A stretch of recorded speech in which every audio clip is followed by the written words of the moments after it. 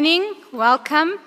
My name is Lukeshni Chetty, and I'm from the South African National Seed Organization, and it's my privilege to be here today. And we have a panel discussion that's going to talk about new cultivars and technology and its impact on soybean production as it pertains to South Africa. And on the panel, we have 4 seed companies. The companies we have here are both biotech developers and germplasm developers, as well as a combination of both. We have GDM, we have AST, we have Bayer, and we have Corteva. I am going to let them introduce themselves. I'm going to put to them a couple of questions. Then I'm going to give you the opportunity to engage and ask questions. I'm going to do my very best to manage our 60 minutes very well. And then we will close the session with a few remarks. So I will allow Facundo Stella to introduce himself. Thank you, Lukeshni. Hi, good morning, everyone. I'm Facundo Stella. I'm from Argentina. I didn't sell the seeds to Brazil, but I'm an agricultural engineer. I've been working in GDM for my last 7 years. I've been here in South Africa for my last 2 years, running the business for GDM in South Africa. Thank you, Derick. Hi, my name is Derick Van Staden, Director of AST and the Santa Rosa brand. I started my career in maize breeding, went through different companies. In 2010 I was at Agricol and started the Mario trials in South Africa. 2013 started at AST and now I'm focusing completely on the Santa Rosa brand and promoting soybeans.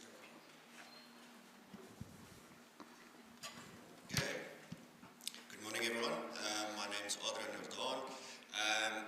I'm new in the role at Bayer, looking at the Intacta seed traits.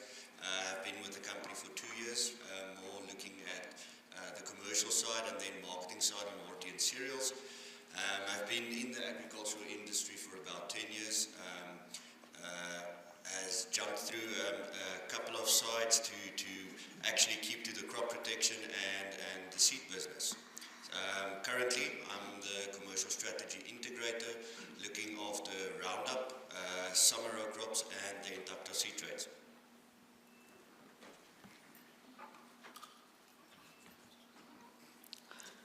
Okay, I'm Anthony Jarvie.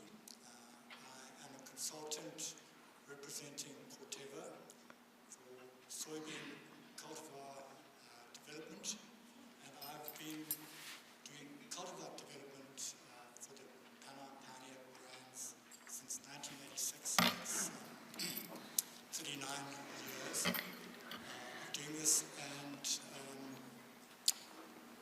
next month in August I'll step down from the development role, but I'll leave you in very good hands.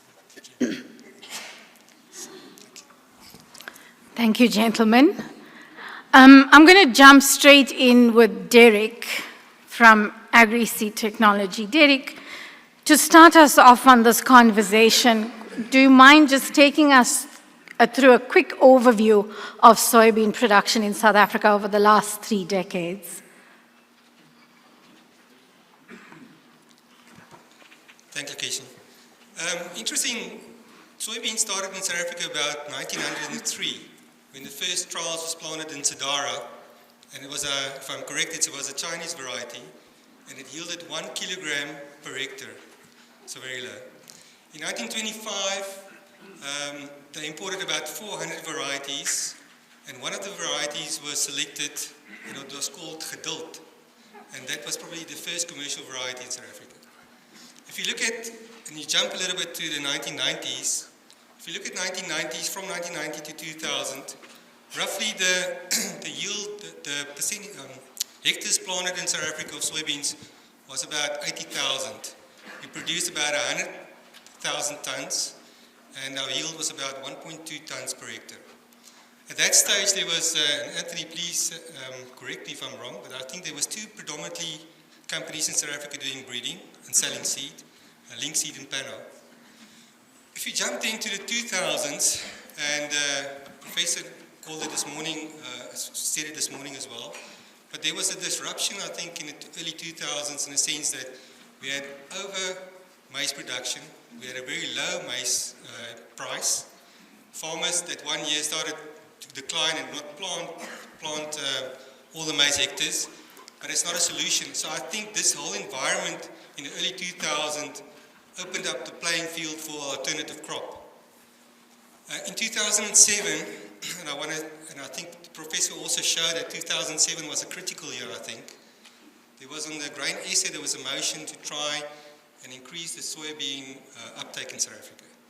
I think in that year we produced about 165,000 hectares of soybeans, about 282 tons, 1,000 tons of soybeans, and at a yield of about 1.7 tons per hectare. Jump a little bit to 2010, I mentioned it earlier, I was then at Agricol.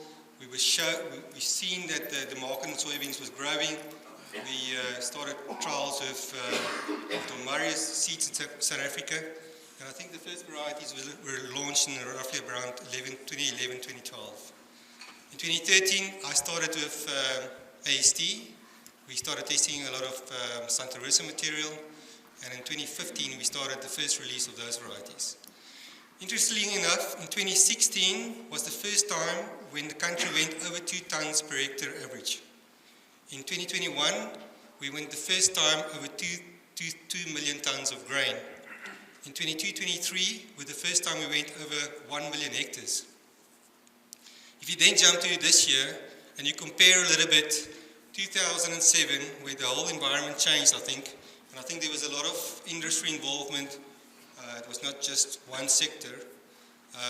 You look at 165,000 hectares, expanding to over 2 million hectares, and it gives you roughly about 600% growth. If you look at production-wise, we went from 282,000 tons to over 2 million tons. The first time the hectares went from 165,000 hectares to over 1 million hectares, sorry about that. And the tonnage went from 282,000 tons to over 2 million tons, which was about 730%.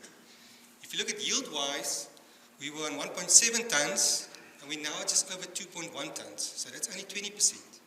If you look at the data from Brazil, they almost jumped 100% in yield. And one of the things I think what's changed, what's the difference is that their uptake of certified seed is much higher than ours. This year we introduced 12 new inductive varieties.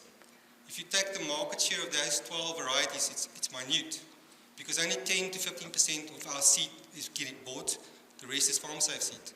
So you cannot increase the average yield if you have such a small market of new varieties penetrating it. Just on the areas and the hectares, Mpumalanga was the most important area in 2007, with more than 50% of the hectares. And now we're sitting with the Free State over 50%, Mpumalanga about 30%, and the West about 13%. Thank you. Thanks, Derick. Geduld indeed. Anthony, what would you say have been the technologies or the germplasm that has brought the best yield improvements to South Africa, and since when? Gotta get this to work. Right, so I've got to start off with a little story here. So I was tidying my office the other day, and I found this old bit of literature that was written by one of my professors, Professor John Lee.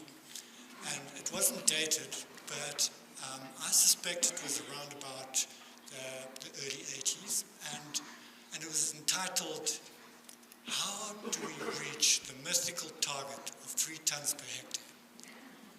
Right, and so back in the early 80s, this was the expectation.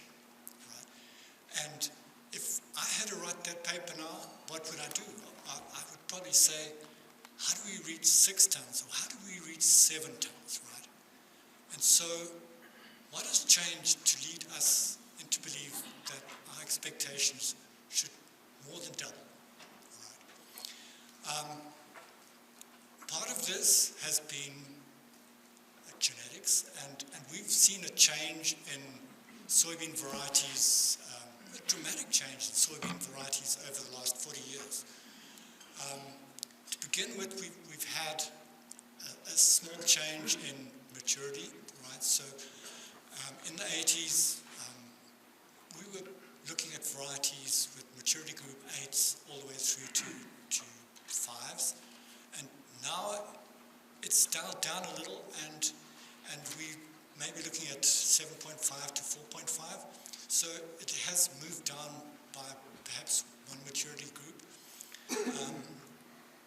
And whether or not that's significant or not, it's a similar sort of trend that has happened in maize, right? And so it's to be expected. What's also happened is predominantly those varieties in the 80s were determinate. We've moved to indeterminate varieties. We used to have varieties like Prima that would fill a 5-foot row, and now the varieties that we are using are a lot more domesticated, upright, suited to precision farming.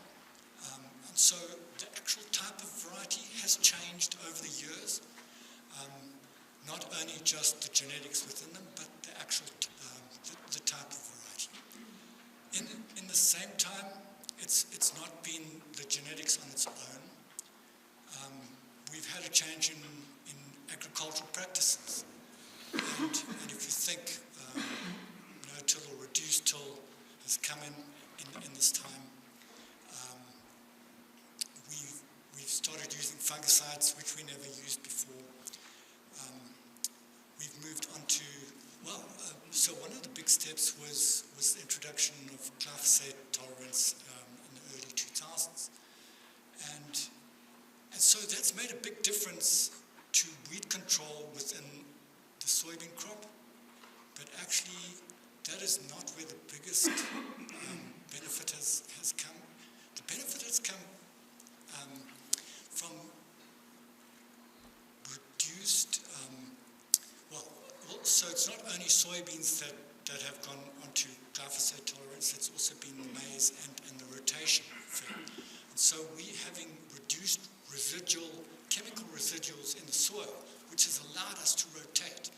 And the ability to rotate has meant that there's been a yield kick in maize, there's been a yield kick in soybeans, and that has been part of the drive, and it's been part of the success story of soybean production worldwide, not just South Africa. And then we've also had a change in agricultural equipment, so we've gone on to precision planting, we've got GPS-driven sprayers, we've got flexi-head combines. And actually one of the innovations has been the yield monitors on the combines. And so you can look at this and see it as a gimmick, right? But actually it's a tool for a farmer to be able to pick out the areas in his soybean field or his maize field or whatever, and find those areas that are problematic and sort them out. And so it's been a link of all sorts of different things over the last 40 years that has driven this expectation of ours that we can in fact achieve 6 or 7 tons per hectare.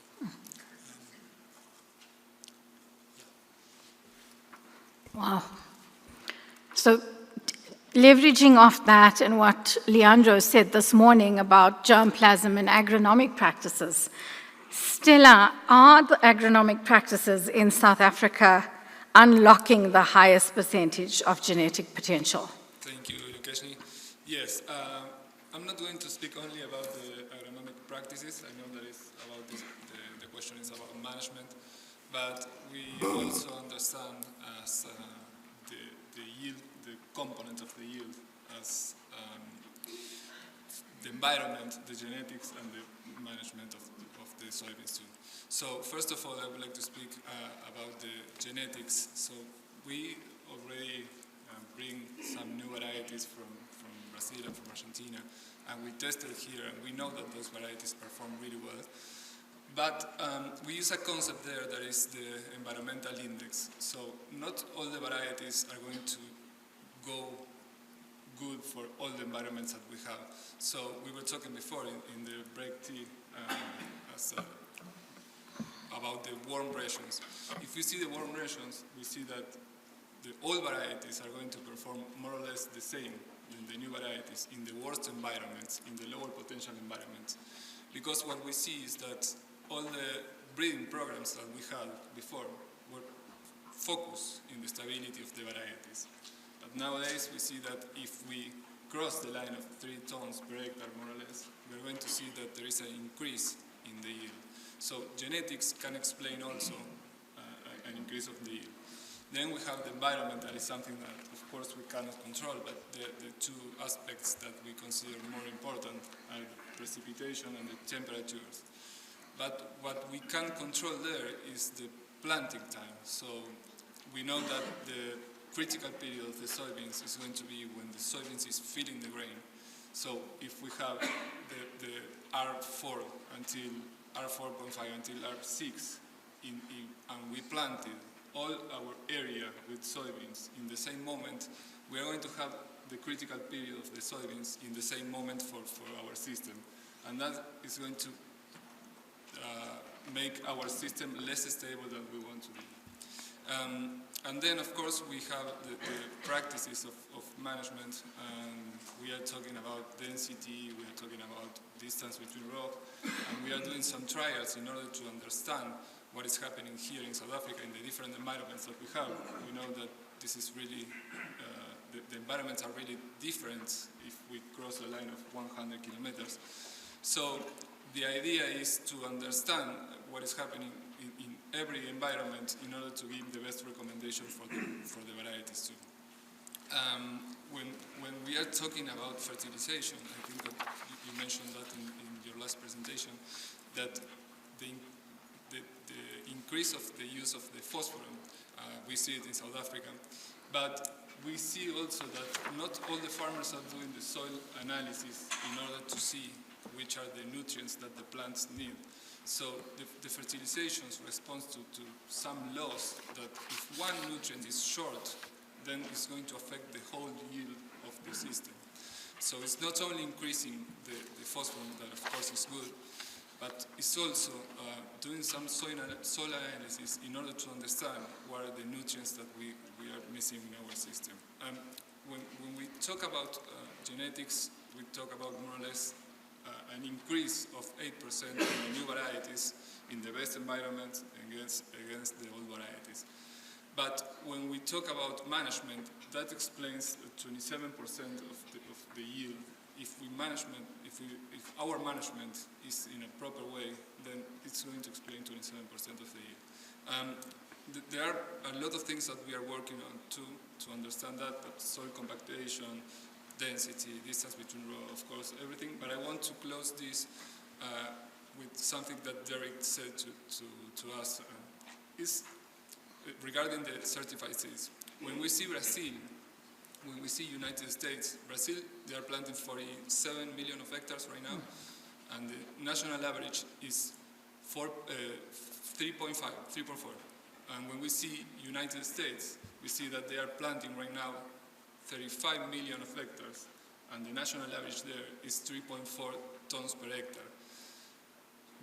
What is happening with the certified seeds in Brazil and United States? In Brazil, 80% or 90% of the farmers are buying certified seeds. In United States, 100% of the farmers are buying certified seeds.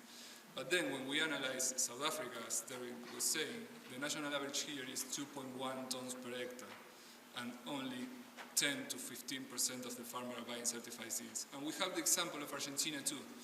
30% of the farmers are buying certified seeds right now, and the national average there is 2.9. So I think that is a good way in order to improve the yield to bet on the certified seeds. So it's not just one thing. It's a about 100 things. Thanks, Stella. Adriaan, for 20 years, we had Roundup Ready soybean. And that was the only technology, biotechnology the farmers had access to. 3 years ago, maybe just over 3 years ago, we introduced Intacta. Then came this thing of Refugia. Why do we have to, what is it? Why do we have to plant it, and what if we don't? Lukeshni, thank you for the question. I'm not going to start there. I'm actually going to start with, I don't think insect-resistant crops is new to anyone in the room. Although it took quite a while to get the technology in soybeans in South Africa, and I'm going to leverage on the conversation that happened this morning. If you look at where Brazil is and where they are, or at what point of technology they already are at. It's quite important to know that BT technology is probably the most effective insect control tool we have to work. So just to give you guys an idea,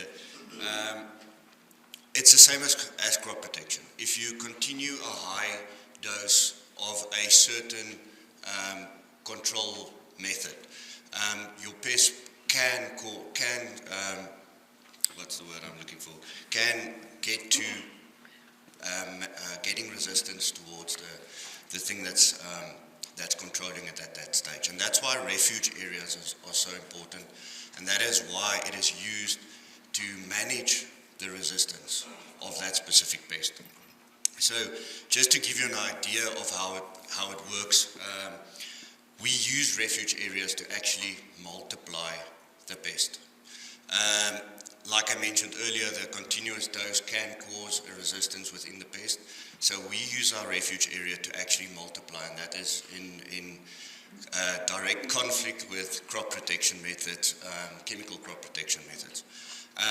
But with the multiplication of these pests, in chance or in exchange of it, it crossbreeds with some of the resistant individuals to balance your normal levels of pests within your crops. So your refuge area is really important to manage your non-resistant pests within your crops. So you ensure your susceptibility of your higher counts of pests within your soybean crops. And like you mentioned, it took 20 years for a new technology to come into the soybean market. It's not a quick process. It takes a very long time to develop these technologies, and it takes even longer to get them into a country, especially a leveraged country like South Africa. We are in a lucky position where we leverage technology from our South American colleagues, like Brazil, which is one of the front runners in the world. So yeah, we are in a let's say advantageous position to leverage their technology, and especially because it's so similar to South Africa, there are varieties that can be pulled over.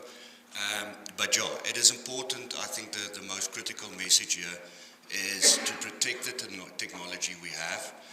We currently manage the Intacta with a 20% refuge. This is in order to ensure the population, the balanced population. But it is going to take quite a long time to get new technology, so we really need to protect the ones that we actually have. Thanks. I hope not another 20 years, because then geduld gives really new meaning. Derick, you've mentioned certified seed. Stella's mentioned it. Is the current technology levy system working for the seed companies? Thanks, Lukeshni. I think the SACTA levy system is working reasonably well. I think germplasm providers and technology providers are being compensated. But if you ask me, and probably our company, we would prefer seed sales to SACTA levies. And I think that's the important thing is, if you look at the Brazil system, and I don't want to name it today because I mean he mentioned it, is that in their system, if a farmer buys seed, he doesn't pay SACTA levies. In our system, we are encouraging more farm side seed because the farmer that's buying seed is also paying a SACTA levy. And if you ask me, and I know it's not that easy maybe to implement, this is where we need to change the SACTA levies. We need to change it to a system where a farmer that buys seed needs to have a voucher or something where he hands it in at the co-op, and for that portion of seed that he bought, he should not pay a levy on that grain he delivers. I know everybody's telling me, oh, it's difficult to implement, but I mean with technology and everything, and I'm sure that we can work a system out like that. It will be, for us in the future, and for our production of soybeans, more detrimental if we move into a system where we have less seed sales and more farm side seed. And I can just see that there will be companies that will be withdrawn from the seed industry, from the soybean seed industry. And I can just see that technology providers like Bayer sitting next to me will not introduce I2X or the new technology or the further technology if we don't really have enough seed sales. If you look at and I'm a little bit out of my depth here, Lukeshni, but if you look at the amendment to the Plant Breeders Act, which has just been signed, it gives us a tool in a sense that we can change the system. First of all, in the Plant Breeders Act, now it states that a commercial farmer over a certain portion needs to declare if he's withholding a variety and using it as farm safe seed. So in a sense, he needs a letter from us. And secondly, also it makes a provision for extended royalties to be paid by the farmer that is keeping that seed back. Now, I think Brazil's got a fantastic system. The question is just, can we maybe learn from them and try and change our SACTA levies, that it is beneficial for farmers and for seed companies, and that we have more money in the industry to grow this industry and grow the technology. Thank you. Thanks, Derick. Basically, you're saying it's working, but it can work better, or you'd like it to work better for you. Stella, what yield improvements can you expect to come from germplasm versus better management and control with new technology? Okay, I'm going to tell you a little bit about the way that we work in GDM. So, as Leandro was showing today, we know that exists a huge correlation between what is happening in the south of Brazil, the M1, that is Rio Grande do Sul, and what is happening here in South Africa. Not only because we share the same latitude with the environment and the environments that we are going to plant the soybeans to. So we have the same maturity groups. So there is a special part in our breeding program in GDM that is fully dedicated to South Africa. So every year we make more than 1 million of new crossings, and we have the new varieties. So once we bring the varieties, we already know that those varieties are going to perform well here in South Africa. But even that, we subject them through the Agricol, that is our partner, all the network trials, in order to understand the behavior of the varieties in the different environments. We are talking about 1.2 as an annual genetic gain. Is a concept that we use to understand how much of the yield is increased thanks to the breeding program. The way that we are doing that nowadays is we are crossing the new varieties. No. Sorry. We are crossing the new varieties, we plant those varieties in different plots, and then we harvest those varieties and we weight them. So it's a lot of work, and we have a lot of varieties to do that. And the idea nowadays is to change, to switch that program that we are using that way, that is the predictive way, that is measuring the new varieties with the weight. The idea is to start using high-tech drones and take pictures to the soybeans varieties, because we know that there are some aspects of the plants, some phenological aspects for the plants that correlate the traits with yield. So that is going to give us the possibility to measure more varieties, and we're going to be able to bring more varieties in the technologies that we have here in South Africa. The idea is to change that 1.2%, that is the annual genetic gain that we have right now, and to take that 2.5%. So hopefully by the year 2036, we're going to be speaking about 700 kgs more of increase for every hectare here in South Africa. That's our idea. And regarding the technology, it's not one thing against the other. I think that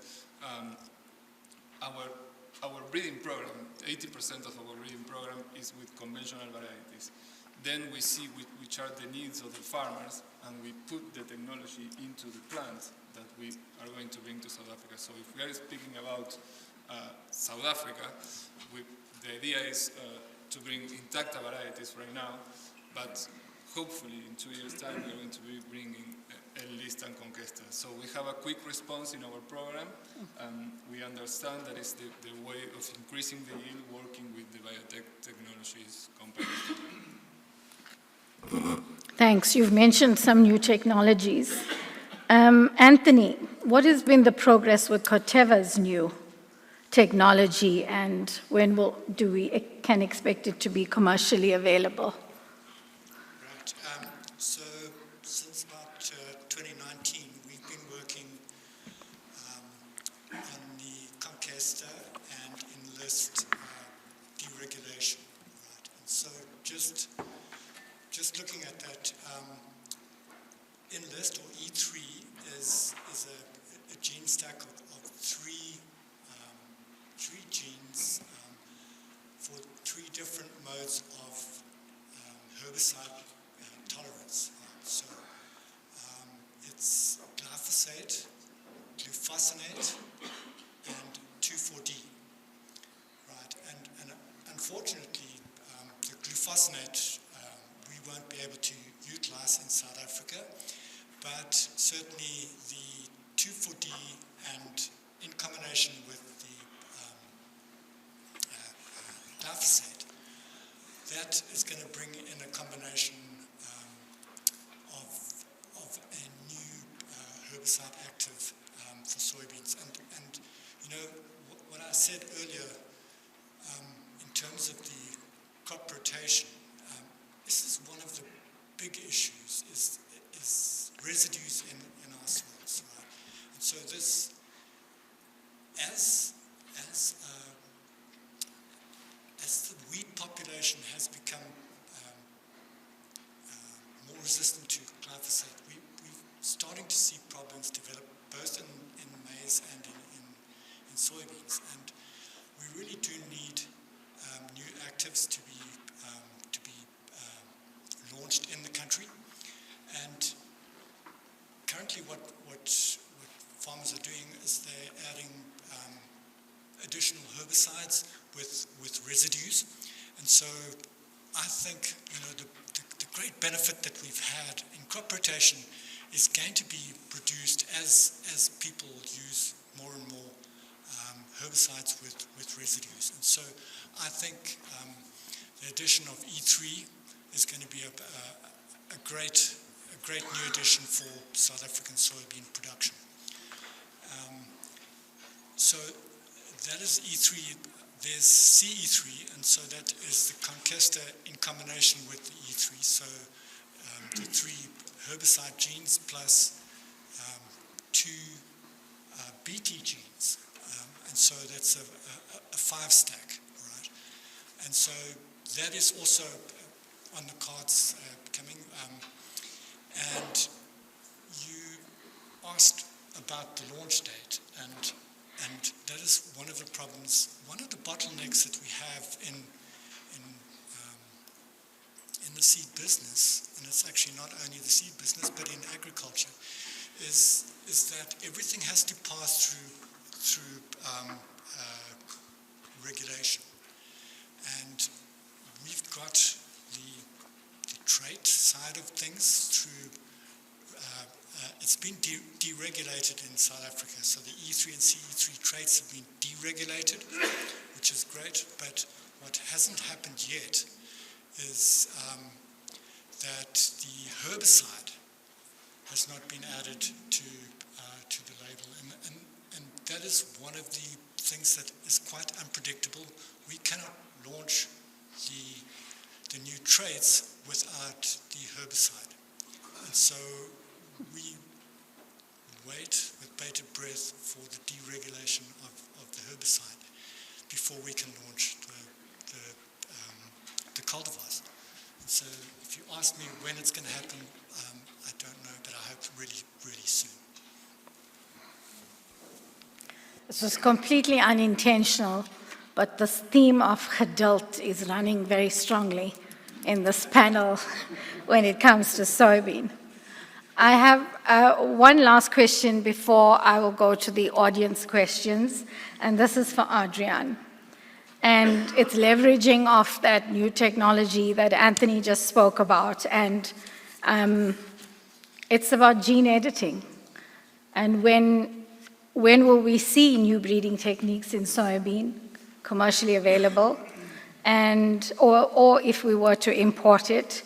And what would happen if we didn't get the appropriate regulatory framework for us to have access to this newest technology? Oh, thanks, Lukeshni. Well, I don't have good news for you. I didn't hope you were going to catch me with an idea of a timeline. But just to give you an idea, currently there is no pipeline for South Africa on new breeding techniques or, let's say, gene editing.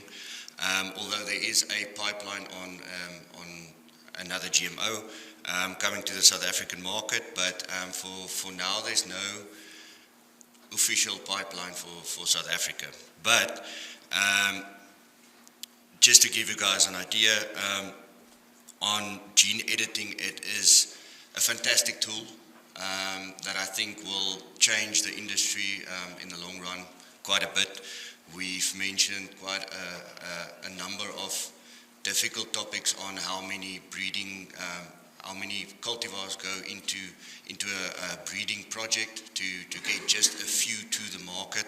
So where the gene editing makes it quite exciting, it is definitely a more precise and efficient way to actually identify and build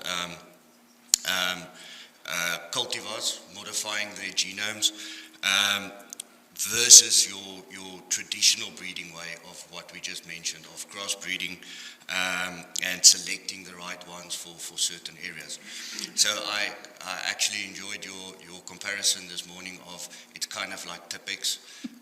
So it is really almost like Tipex, using enzymes to cut the DNA at specific places and then editing with what, let's say, DNA parts that you want within this selected one, which can progress the development of new cultivars quite significantly and accelerate it. I think if you just look at resources of how many million cultivars needs to be planted in order for us to get a cultivar that we can go to market, it will definitely have a massive effect on resources and acceleration on just pure time of getting one that actually works. But yeah, this is a fantastic tool that I think will change the industry in the long run, definitely. But I think the risk that we're running for not getting it in South Africa currently is we are going to fall further behind with technology that is in the world. I mean, we saw where Brazil is already with their yields. I think if we do not get it in South Africa when it is available someday, I think we will the acceleration of falling behind will become even more. I think at this stage the most important part is that ourselves and the industry bodies work together to actually get the legislation in such a way that the NBTs aren't seen as GMO deregulation. I know we're one of the few countries in the world that actually has that it falls under the GMO Act. So I think our priority now should actually be working on that so that we can bring it once we once it is somewhere available, something that can work for South Africa. Definitely. Thanks. I'm going to ask the audience if you have any questions, and if you could just give us your name, your question, and to whom your question is directed. We'll take 3 questions at a time. I'm struggling to see with the light if there's anything there, so you might have to just shout at me in that direction. But I see a hand there. So if you could go ahead.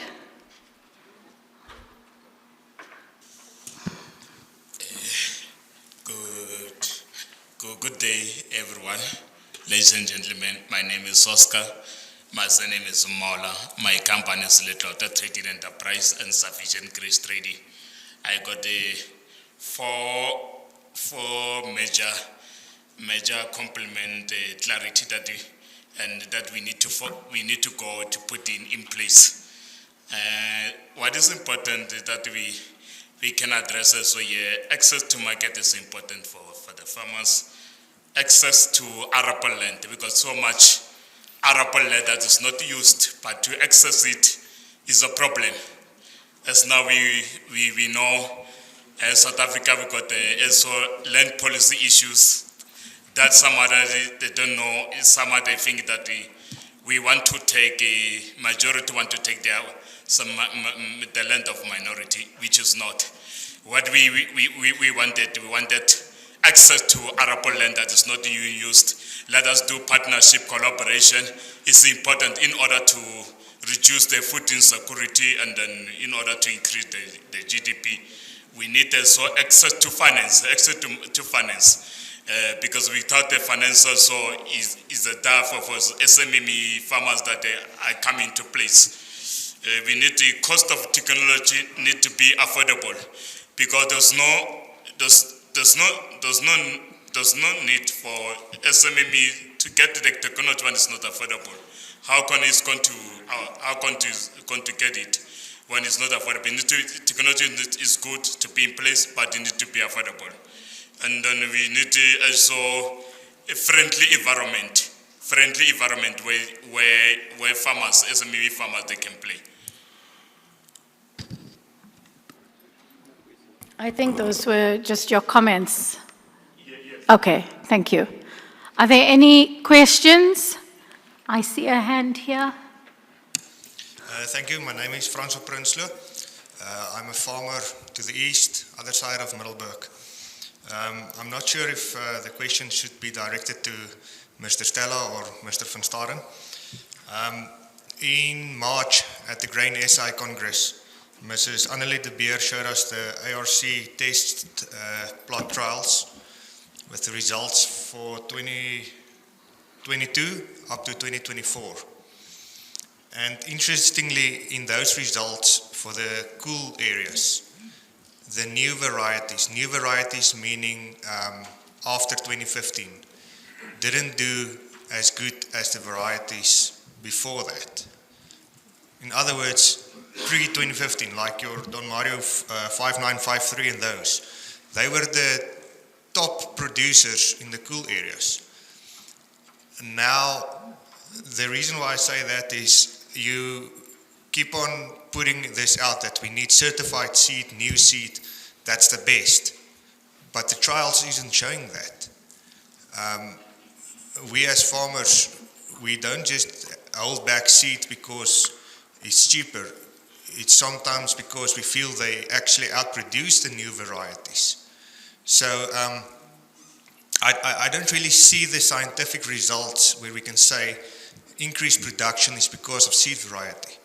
Because we have to remember, even if you look at maize trials, using old seed doesn't necessarily mean you'll have to harvest less, because there's a lot of other technologies that also evolved. If we look at the planters, seed placement, seed depth, the spacing. 10 years ago, very few people even fertilized soybeans. That has changed. Now we've got foliar treatments, all that kinds of stuff. I think sometimes seed companies are taking the increased yield and they say it's because of the seed.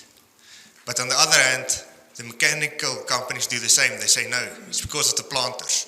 And the fertilizer companies say, no, it's because of the fertilizer.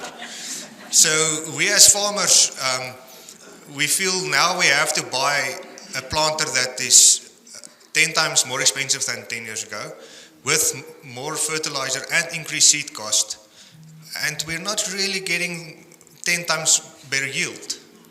How can we get this on a baseline to compare apples with apples, so that we as farmers can believe it? Because at this stage, I think there's very few farmers who think that the seed quality is the reason that we're getting better yields. I myself, I've tried it. Every year I buy a couple of new bags of seed, put it in. It's very seldom that I keep any of them, because the old varieties, they just keep on doing what they're doing. That's my first thing. And then the second thing that I'm wondering, everybody is talking about the seeds, but what the gentleman said this morning is the seed treatments that's going on the certified seeds. I know in the US, the amount of seed treatments available to the farmers, it's a whole list, where you can buy the titanium pack. It's got 4 goodies in it, very nice. Those guys can put up to 40 different products on their seed, and each one of them has an increase in yield potential. Is that something that the seed companies can help us with, or is the chemical companies, is that their department? Because whoever's going to bring that in is also going to say that is why you have a better yield. It's not because of the seed, it's because of the treatment. So yeah, like I say, as farmers, everybody bring us the information, and we don't know how to work with this. Who should we believe? Who's actually the heroes in the fairy tale? Thank you. Well, it's a long question. So the first part, regarding the new varieties in the cooler region, when we are planting the shorter maturity groups there, what we see is that when the shorter maturity groups, when you compare it with the longer maturity groups, the phenological stages are going to last less. So if you don't have the conditions in the environments that plant needs in order to transform the resources of the environment into yield, then you're going to judge that variety for stability and not for potential. And all the breeding companies are working for have more potential in the varieties. So if you have, since we released the Intacta varieties were the last 2 years, we have a terrible drought in the both years, in February and in January and February. So both years were really complicated in order to judge a variety for the performance in the best environments as you are judging against. If we are talking about the stability and you compare 5.9, 5.3 against 5.3 and 5.4, probably we are going to see that both varieties react really well under lower potential environments. But if we see the best environments, then the new varieties are going to perform better. What I'm trying to say is that if you plant the new varieties in your best environments, but then the environment doesn't give the resources that the plant needs, you're not going to see the performance of the variety. I know that in the cooler region, it's a need, the farmer demanding some shorter maturity groups and not for, you are used to plant 4.7 or 4.8. And it's something that we are working on that. The idea this year, we are putting a lot of efforts and focus in bringing new varieties with Intacta technology for the shorter, in a shorter maturity group for that area. We know that there is something missing, or still the farmer is thinking that something is missing when we compare 5953 against the new varieties. So we are trying to put all the efforts there. I'm not trying to say that the new varieties doesn't perform the way that we are expecting to perform, but we have to analyze this year's trials, because again, last 2 years we didn't have the rains that we needed to have. When you're speaking about the chemicals that goes into the seeds, I think that is not something for the breeding companies, it's for the chemical companies, yes. Derick? First thing, if you've bought our seed, you would see we put more than 4 things on our seed. So we put a chemical swarmdodder insecticide, we put a rhizobium that's available for 45 days on it, and we put a polymer on it for flow. So seed treatments are available, and if you buy from certain companies, especially like ours, you can buy it with a package, and there's more than one different package that we sell it to. Secondly, 5953 was an extremely good variety that was launched around 2011, and I think it made a huge jump. And if Annelie showed you all the data, you'd have seen last year that the best variety in ARC trials was a variety called RA5022 Intacta, a BR variety. And it won the national trials over all the environments. So that we are definitely have genetic gain is definitely true. Secondly, that variety that you are keeping back, that variety that you are using on your farm extensively, belongs to somebody. That IP belongs to somebody. And the problem, and there's a small minority of farmers that retaining and giving seed between each others, which are making it difficult for technology providers and germplasm providers to capture that value out of that variety. If you look at the Brazil system, it's impossible to do that. You have to declare that you've used a variety from a certain company. And I don't want to get on the wrong side of farmers. I'm just trying to show you guys or tell you guys what is a system that will work better, I think, for farmers and for seed companies. Because just to go back, we test varieties and compete between each other, where it's a standard practice. So we don't compare practices, we compare varieties. And we definitely see that, especially with the new Intactas that we are testing now, as we are getting much better gains. Because we are testing a huge number, we are testing over 100, 200 new Intacta varieties. And where 3 years back we started with 10 varieties. So the more varieties that's coming in, the more yield there will be. And if farmers adopt it, they will see it on the farm. If you don't adopt it, you can't see it. Thank you. Anthony, did you want to add something? Yeah, I perhaps just wanted to make a comment about the performance of retained seed versus new seed. So many years ago, we did a trial where we had, the first thing was the farmers felt that the seed that they retained on their farm built up some sort of adaptation, and so he wanted to use the seed that was produced on his farm to plant on his farm because he felt that there was some sort of adaptation that occurred. And so to test this, what we did was we took one variety from 5 different locations, and then we planted all those 5 seed sources at all 5 of the locations. And so if there was that adaptation that you talk about, then the seed from Piet Retief would do the best at Piet Retief, and the seed from Bergville would do the best at Bergville. And we did this over a number of years, and what eventually came out of this entire trial was that the best seed did the best at all locations. Right? So the best quality seed was the top performer at each of the 5 locations. So there was no adaptation effect,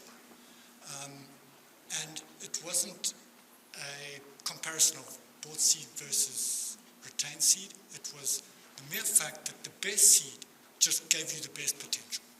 And so that's a very simple thing. I just want to quickly add, we are doing a lot of tests where we do a lot of tests between different seed lots, and the seed lot with the best germination and vigor sometimes do much better than certain other seed lots.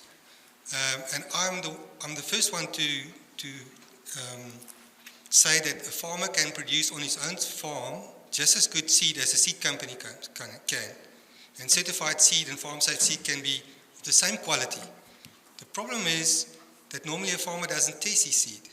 So you're sitting with a huge number of farmers that plant poor seed, poor germination, poor vigor, and sometimes of a substandard variety. And that's the point I was trying to make, that we are sitting with this 80% of the market, and maybe 50% of that is poor seed, old varieties, and that's why we're not getting that genetic gain that we should have gotten.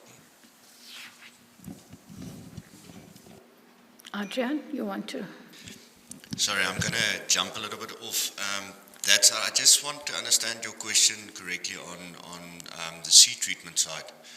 Can you just maybe, is it the knowledge of which seed treatments to use, or what was the exact question?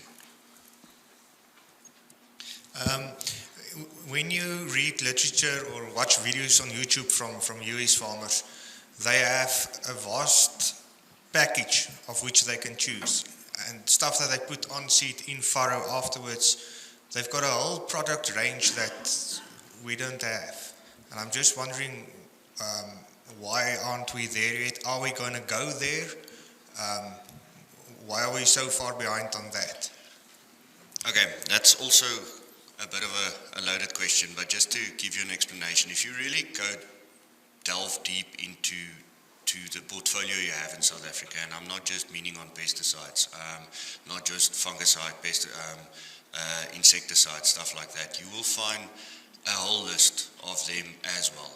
The main focus there is knowing what's going on your farm. I mean, if you do not have a certain pest, what is the reason for you to apply a certain one?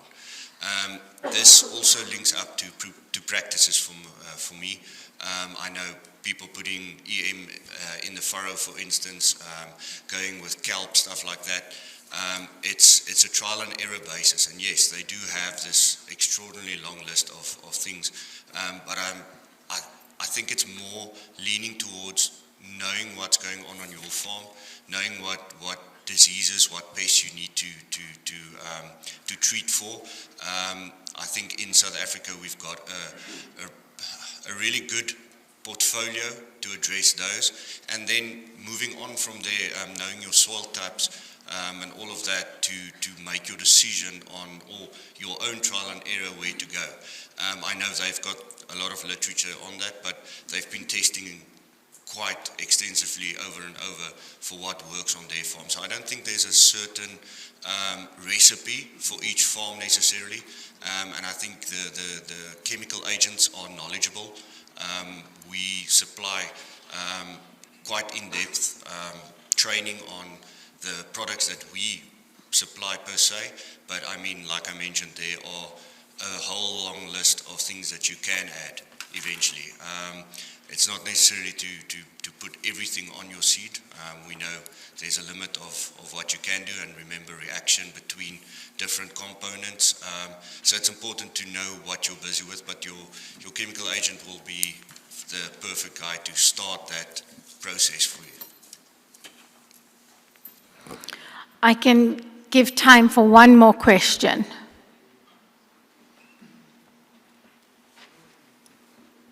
There's a waving there. Gordon. Sorry, Gordon, I can't. Good morning, afternoon, everyone. Just linking back to the discussion about farm-safe seed and new seed sales. I really think this justifies a separate, probably a whole day or 2-day discussion, because I think our farmers don't necessarily want to save seed. It's an economic decision they need to make. And I think there's a sensitivity towards a seed price, and also, as Francois said, new varieties that the farmers haven't had access to yet. And if we get to that sensitivity at that price level, seed sales will immediately increase. That's a a school of thought I have. I know it's not exact science, but I do believe our farmers doesn't necessarily want to take the risk to save their own seed. The risk is too high. There's many mistakes that can be made with the new technology that comes in, and one or two farmers spray their own crop with a herbicide that they shouldn't have sprayed. They will have severe damage. So I think there's a sitting needed between seed companies, soybean seed companies, and farmers to get to that, I think, point where there would be a sustainable new seed sale percentage and farm safe seed. Because I think in some instances farmers need to save seed because there's not enough seed available. Thank you. Corne, thank you. I will suggest to the organizers that we have that as a panel topic in the next soybean symposium, but we still have lunchtime to engage with the panelists. We are literally out of time, but I will allow any panelists that would like to make a last closing remark to please go ahead. Okay, thank you, Lukeshni. No, I want to make a small comment on Corne's comment. I also think the same. The challenge that we have as an industry is to show the farmer that they are going to increase the yield if they plant certified seeds. So we need to prove them that it's better for them if they choose certified seeds. That's our challenge. And also I think that everything like this kind of symposiums and everything helps a lot in order to the farmer to see that there is a lot of work behind the scene in order to bring the best varieties, and we are working a lot. So thank you for the invitation. I'm really happy to participate here. Derick? Yeah, I think just from our side, I also think there's a win-win situation at some point where we can have the seed sales at least at a decent level, but also allow the farmer, and that's maybe what the new Primary Act is going to give us. I mean, we're going to give letters to the farmers that buy from us, and give them a letter and say you can retain seed for a year or 2 years or whatever the conditions is. That is what our envisions, and we want to try and get the technology as soon as possible out. That's why we registered so many new varieties and why we have so many new varieties and so much technology on our seed. We are in the long run, and our soybean business is our core business. That's what we do. Adriaan? Yeah, just to add to them as well, you guys saw in Brazil the amount of technology that's also available there. It doesn't just take a lot of time, but it takes huge amounts of investment for not just variety selection, but also the technology itself. So I think, Corne, adding to you, it's definitely, I think finding that balance is an important part for the way future, and ensuring that we are able to keep bringing technology in, and that's the most important part. Right, so it's back to technology, and one of the things that I'm pretty sure is if we didn't have the technology levy that we currently have, we would not be seeing the technology that we have in soybean production in South Africa. And if we don't continue to keep up with the world in terms of what traits are being utilized around the world, I don't see a good future for South Africa soybean production. So we really, really need to stay up to date with the technologies that are being utilized elsewhere in the world. Thank you. Ladies and gentlemen, thank you for your time and your patience. You can have lunch now.